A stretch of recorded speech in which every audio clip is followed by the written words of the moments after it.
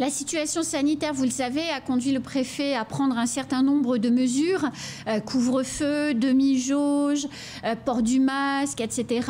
Ça a forcément un impact sur l'activité économique. Nous recevons ce matin Charles-Henri Mandalas, le président de l'UMI, pour en parler. Charles-Henri Mandalas, bonjour. Bonjour. Merci d'avoir accepté notre invitation. Avec plaisir.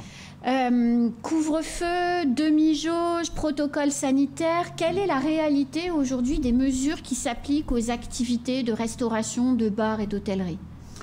Alors déjà, avant toute chose, je vais profiter de l'occasion qui m'est donnée pour souhaiter une bonne année quand même à tout le monde, à toutes les auditrices et tous les auditeurs, voilà, en espérant qu'elle soit la plus paisible possible pour 2022 et la plus réussie possible. Concernant nos établissements, concernant l'UMI, puisque j'en suis le président, nous couvrons les activités des CHRD, les cafés, hôtels, restaurants et discothèques. Les discothèques, vous le savez, sont complètement fermées pour une durée pour l'instant relativement indéterminée. Voilà, donc ça c'est un vrai problème. Ils sont déjà dans le trou une nouvelle fois après avoir connu 18 mois de fermeture. Vous pensez qu'ils s'en remettront ? C'est très compliqué. Hein. Parce qu'il y en a certains au moment où il a été donné la possibilité de réouvrir qui n'ont pas réouvert, soit par choix, soit par impossibilité. Il y a eu les deux, oui. Quand la problématique s'arrêtera et qu'ils pourront réouvrir, vous pensez qu'ils y arriveront ? Pour eux, ça risque d'être extrêmement délicat. Hein. Certains avaient déjà une situation très complexe et n'ont pas pris la décision de réouvrir tout simplement par manque de moyens, d'autres par méfiance par rapport au protocole sanitaire et la décision de se dire c'est trop lourd à porter, on va attendre que ça se dégage, mais c'est finalement pas le cas. La refermeture dans la foulée, effectivement, rend leur possible réouverture encore plus compliquée qu'avant, c'est évident. Hein. Alors, on venait de commencer à le dire, les restaurants, les bars appliquent un protocole sanitaire particulier. Oui. Quand on discutait avant le début de l'émission, je me suis rendu compte que je ne le connaissais même pas en détail, ce protocole. Quel est-il ? Alors actuellement, on a déjà eu une téléconférence avec monsieur le préfet de Mayotte durant cette période de crise pour justement arrêter les décisions qui allaient gérer nos activités. Initialement, le protocole en place devait déterminer un couvre-feu beaucoup plus tôt que ça en termes d'horaire. Parce que pour tout Mayotte, le couvre-feu, c'est 20 h. C'est-à-dire de 20 h à 5 h, on est à la maison. C'est ça. Et initialement, c'était même prévu un petit peu plus tôt, mais ça posait déjà des problèmes aux gens pour rentrer. Donc 20 h semblait déjà une idée d'horaire qui semblait acceptable pour rentrer à la maison. Mais se posait effectivement le problème de la restauration, entre autres, et de se dire, bon, si on ferme à 20 h, autant dire que notre activité est pliée pour une demi-journée. Oui. C'est une perte sèche, donc dont acte, on ne pourrait pas travailler le soir. Il a fallu donc faire entendre nos arguments au préfet de Mayotte, lui expliquer effectivement nos problématiques économiques, techniques, et surtout les efforts quand même qu'avait fait la profession depuis 2 ans, qui n'a eu de cesse d'avoir une capacité de résilience extrêmement importante quand même, au jour d'aujourd'hui toujours. Et nous sommes quand même une des premières professions avec les discothèques qui ont été les premiers à avoir fait vacciner nos personnels, à suivre un protocole sanitaire strict et avoir appliqué le pass sanitaire en premier aussi avec les discothèques. Donc nos Dès la fin de l'été. Exactement. Nos établissements sont quand même cadrés, surveillés, contrôlés aussi quand même, il ne faut pas l'oublier. Et on est quand même plutôt des gens sérieux dans l'ensemble. Et chez nous, les clients, il n'y a pas de débordement ou quoi que ce soit. Les flux de clientèle sont contrôlés. À partir de là, on a effectivement argumenté avec la préfecture pour leur expliquer le bien fondé de notre requête. Il est évident que le préfet, on l'en remercie, a été sensible à nos demandes et c'est une excellente chose parce que la barre qui a été placée nous permet quand même de travailler le soir en s'aménageant des horaires certes restreints, mais en canalisant la clientèle, ça peut encore le faire. Alors comment ça marche le soir si on veut aller au restaurant avec quelques amis ? Alors globalement, vous faites une réservation comme tous les soirs. Bon, déjà dans le protocole sanitaire pur et strict, les clients doivent être impérativement assis à table. C'est le retour des tables de 6 aussi, hein, donc il n'y a plus de tables de 10, 12 ou je ne sais. On a morcelé, voilà, 6. Donc si vous êtes 12, c'est 2 tables de 6, hein, c'est assez simple, espacées d'1 mètre, etc., etc. Donc de ce point de vue-là, voilà, les consommations debout sont interdites, obligatoirement statiques, partout, oui. Ça là-dessus, c'est évident. Et le port du masque est obligatoire pour tout déplacement, ça a toujours été, mais il est obligatoire pour tout déplacement dans l'établissement pour les personnes âgées de 11 ans et plus, aussi bien pour le personnel que pour les clients. Voilà, donc ça c'est pour le protocole à proprement parler. Pour l'idée de fermeture, elle est portée à 22 h. Donc le client qui vient dîner chez nous partira avec son ticket de caisse sur lequel effectivement est mentionné le nom d'établissement ainsi que l'horaire de passage en caisse et la date qui lui permet de réintégrer son domicile sans problème si jamais il était contrôlé. Donc ça veut dire que si je veux dîner au restaurant ce soir chez vous, par exemple, je fais une réservation, j'arrive à 20 h, je m'installe, je dîne, je repars avec mon ticket de caisse. Sur le chemin du retour, je me fais contrôler par la police, puisque vous êtes à Mamoudzou. La police me dit, mais madame, il est 21 h 30, je lui sors mon ticket de caisse et je n'ai pas de contravention.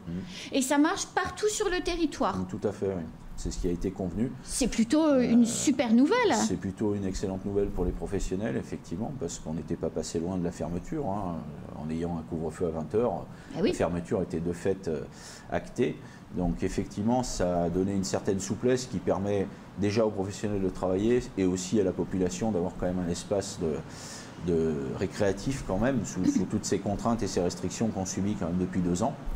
Je pense que c'est une sage décision, équilibrée, qui marque aussi quand même quelque part le travail, on ne va pas faire que se jeter des fleurs, mais qui marque quand même le travail du syndicat, de la crédibilité du syndicat et qui effectivement laisse entendre que le préfet quand même a confiance dans ce que nous faisons dans nos établissements. Alors, il a serré la vis, le préfet, pour cause sanitaire, à peu près vers mi-décembre, peu de temps avant les fêtes de fin d'année. Est-ce que la profession a réussi à sauver les fêtes de fin d'année? Parce qu'on sait qu'elle fait beaucoup de chiffre d'affaires pendant les fêtes de fin d'année. Alors c'est juste ce que vous dites, très juste, c'est un moment important. Alors effectivement, pour les discothèques, malheureusement pas. Comme on a dit, elles étaient fermées sur ces fêtes-là. Donc là, hélas, ils sont passés, c'est le trou dans la raquette, c'est clair. Pour eux, c'est une catastrophe. Concernant les établissements de restauration, on n'est pas passé loin non plus du passage à la trappe du réveillon du Nouvel An. Ça a été extrêmement limite. Il a été effectivement sous restriction, notamment concerts, musique, danse, etc. Donc c'est vrai qu'une soirée festive comme ça, déshabillée de ses activités, ça reste un peu terne. Mais bon, néanmoins, on a encore pu sauver les meubles sur cette activité. Globalement, les professionnels ont quand même relativement bien travaillé sur le mois de décembre, jusqu'à la fin du mois de décembre.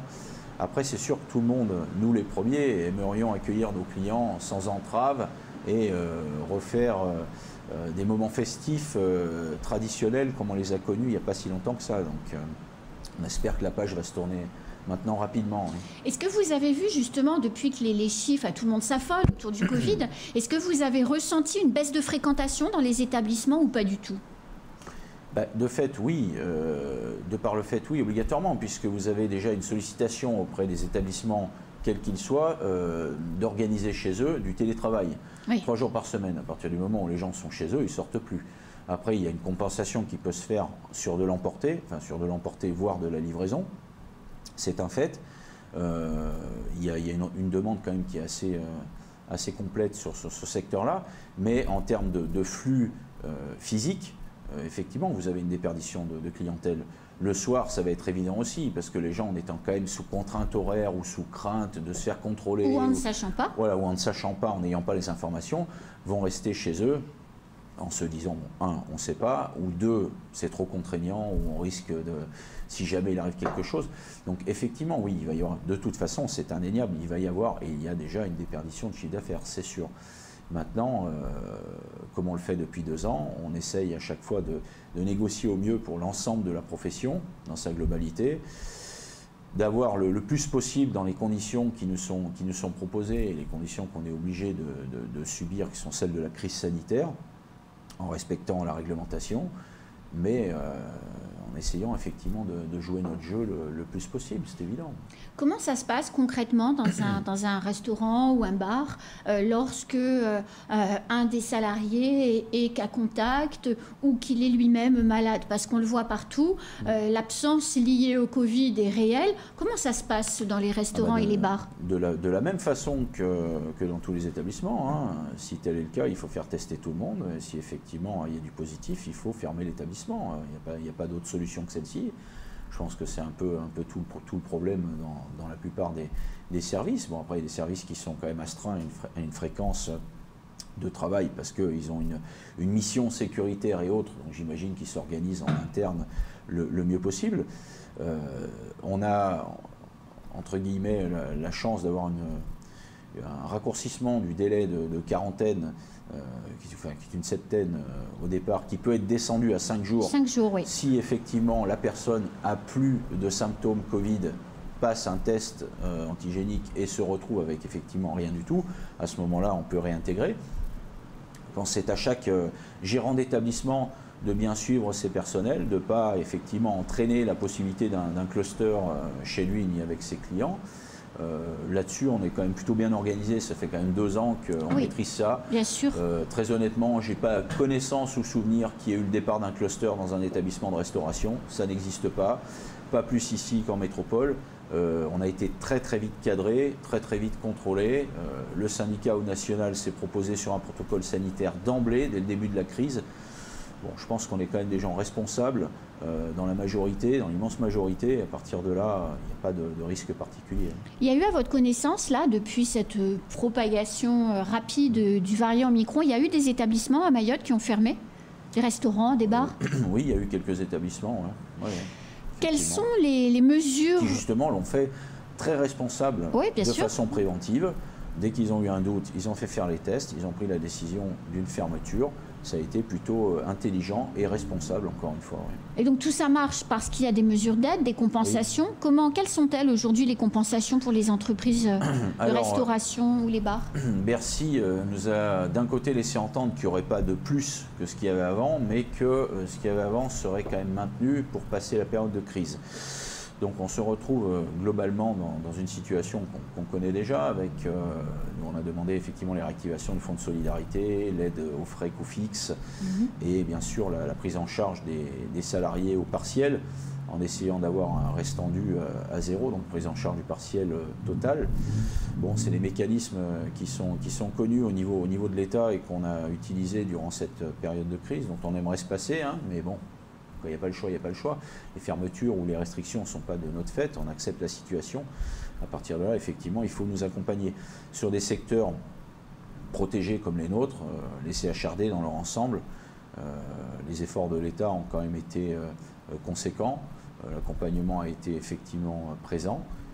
Certes, ça ne compense pas tout de toute façon, hein, mais on aurait pu être à 0, la situation aurait pu être bien pire. À Mayotte, on a une particularité que n'a pas connue la métropole, c'est que nos plages de fermeture ont quand même été globalement plus courtes. Oui. Très très largement plus courtes, notamment sur la restauration. Hein. Cette année, les restaurants métropole avaient ouvert au mois de mai, je crois à la mi-mai de tête, alors que nous avions réouvert au 27 mars. Pardon. Donc on a eu une amplitude de fermeture qui a été moindre. Et sur nos professions ici, il y a une déperdition, c'est clair, mais on a été peut-être moins impacté durement sur la durée. Au mois d'avril, avril-mai à peu près, les premiers prêts garantis par l'État vont commencer à être remboursés hein, pour les entreprises qui auraient choisi d'en souscrire un. Vous avez déjà des engagements de l'État pour décaler le début des remboursements ? Alors c'est effectivement une excellente question, parce que dans la profession, globalement, le problème économique, il n'est pas derrière nous, il est devant nous. Bien sûr, mais comme pour toutes les entreprises. Qu'on soit parfaitement clair. Là-dessus, on n'est qu'au début des problèmes. Oui. Les gens qui ont souscrit un PGE en début de crise, ça a été un apport de trésorerie, ce n'était pas un prêt à l'investissement, ce n'était pas fait pour acheter un bateau, une maison, je ne sais quoi, c'était vraiment pour faire survivre l'entreprise. Absolument. Assurer les salaires, les loyers. Et effectivement se mettre en mode survie. Ces gens-là, durant les 2 ans, ont eu une année blanche de remboursement au tout début de la création du PGE. Leur a été proposé une 2e année blanche de remboursement, ce qui a été globalement accepté, enfin plutôt choisi par la plupart des professionnels, d'accord. Mais le problème est que la période de remboursement du crédit a été d'autant plus réduite, puisqu'on est passé au début d'une année blanche, 5 ans d'amortissement du capital, enfin du remboursement du prêt, à 2 années blanches, mais le remboursement sur 4 ans. Donc, de fait, ça engage des remboursements plus élevés que ce qui était prévu au départ. Vous vous retrouvez maintenant avec une crise qui n'a pas duré malheureusement 1 an, mais qui dure 2 ans et qui est encore, hélas, pas terminée. Oui, espérons qu'on y arrive, mais voilà. Aujourd'hui, ces entreprises ont utilisé la trésorerie pendant ces 2 ans, ne sont plus en capacité d'emprunter, puisque la banque va leur dire, attendez, messieurs, là, vous êtes sympathiques, mais vous avez déjà une dette sur la tête, vous n'avez pas encore remboursé la queue d'€1. À partir de là, vous comprenez bien qu'on ne va pas remettre la main à la poche. Donc, ils vont être dans l'incapacité d'emprunter de nouveau, et avec devant eux une difficulté à relancer leur activité, dans une situation inconnue encore, et avec une trésorerie à sec. Et une dette en plus qui va s'additionner tous les mois. À tout ça. C'est malheureusement bien ce qu'on pense au niveau du syndicat, c'est que l'effet domino cascade, fermeture et risque d'explosion des entreprises est à nos portes en ce moment. Les premiers remboursements de PGE vont se produire cette année, je pense, à partir du mois d'avril, c'est ça, les tout premiers, ceux qui avaient souscrit en premier. Il y a fort à parier que les difficultés commencent à tomber effectivement en mai-juin et que là, effectivement, ce soit extrêmement complexe pour certaines entreprises. C'est une négociation avec l'État que l'UMI mène ou tente de mener au national ou pas encore? Si, ça fait un moment qu'on est dessus. Alors nous, on a une position encore plus radicale que ce qui a été demandé. Elle est remontée jusqu'à Bercy, puisqu'on avait quand même... capté il y a quelques temps, il y a à peu près 1 an, en début d'année, une conférence de presse du ministre Bruno Le Maire qui avait laissé entendre qu'il y avait une hypothèse éventuelle que dans le cadre d'extrêmes difficultés, les secteurs comme nous, la restauration, les discothèques, etc., les secteurs S1, S1 bis, comme on a qualifié ça, on pourrait envisager éventuellement l'abandon du PGE au profit d'une quelconque subvention qui permettrait d'absorber une partie de l'endettement, tout ou partie de l'endettement selon des cas bien définis, stricts, etc. C'est une idée qui tenait la route. Maintenant, c'est une idée qui peut engager effectivement une problématique de concurrence déloyale, on peut estimer, puisqu'effectivement, ceux qui n'auraient pas souscrit de PGE pourraient se dire si j'avais su, je l'aurais pris, puisqu'au final, ils ne vont pas le rembourser. Donc effectivement, ça pose un problème d'équité. Là-dessus, on est bien d'accord. Ceci étant, la question ne se pose pas à l'UMI. Au niveau national, on a effectivement demandé une dilution plus longue du prêt en délai de remboursement. C'est-à-dire que l'amortissement sur 4 ans ne nous convient pas. On aimerait qu'effectivement le curseur soit positionné plutôt sur 7-8 ans, ce qui permettrait de diluer les remboursements pour les sociétés et de leur permettre quand même de reprendre et de souffler. Parce que là, à mon avis, la pilule va être dure à avaler. C'est déjà la fin de ce temps de parole, Charles-Henri Mandalas. Merci de toutes ces explications. Et vous reviendrez ? Avec plaisir, quand vous m'invitez. C'est la fin de ce temps de parole. Tout de suite, la suite de nos programmes.